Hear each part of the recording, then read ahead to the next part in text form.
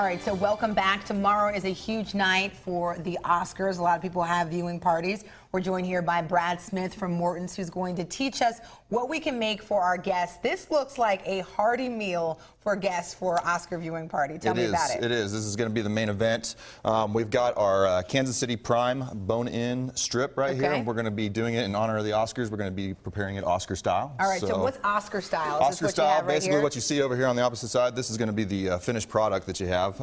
It's going to be topped with asparagus and then our jumbo lump crab meat and then topped with some bearnaise sauce over the top. So I'm going to walk through and do a little bit of hollandaise in preparation for the bearnaise that will go on top of it. All right, so show us how this is made. Okay, so we're going to go ahead and start off with our steak here. Obviously, you can see it's prime. It's got abundant marbling in there, cut on the bone. Only the flavor can provide there. And then we're going to go ahead and hit it with some seasoning salt. And we want to go ahead and I prefer my steak now at this about. Is pretty hot. You want to put this is very hot. Yeah, we're going to sear. Yeah, exactly. We want to sear the steak.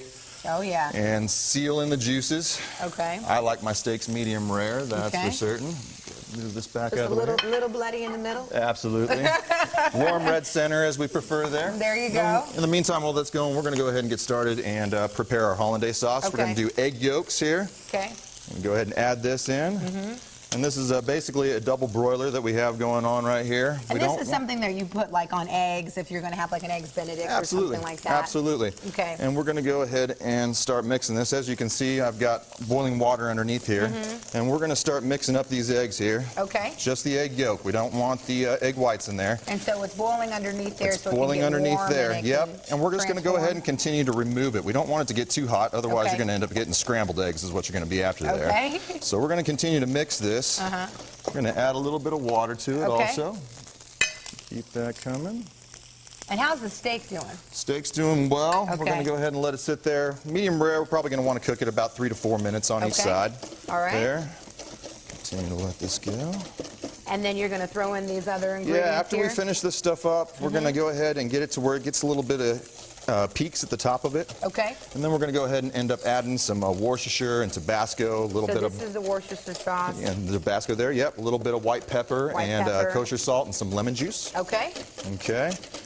And then after we're done with that, we'll add some of that tarragon reduction that you can see at the end right there. And it's just a little tarragon, and this is the final product. That's the final product that you see at the bottom right there. Okay, gotcha. So gradually this will go ahead and start building, and you'll start seeing the heaps as it builds up on it. We're going to go ahead and flip our steak here real fast. All right, so after that, you're going to pour all these ingredients in there. Absolutely. Put those on top of the steak, and then we'll be good. Yep, and we're going to add a little bit of clarified butter also to this. All right, and is this something that we can find at the restaurant? Absolutely, you can get all these items at the restaurant. We also got some great appetizers that I brought over here, our lemongrass chicken wings and our tuna poke. And then, of course, back in here, I've got a finished product up.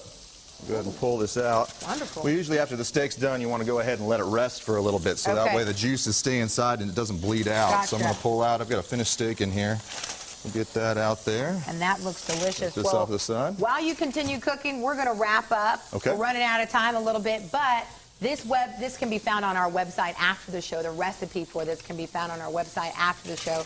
It's smelling good. It's looking delicious. We'll be right back. Thank you so much.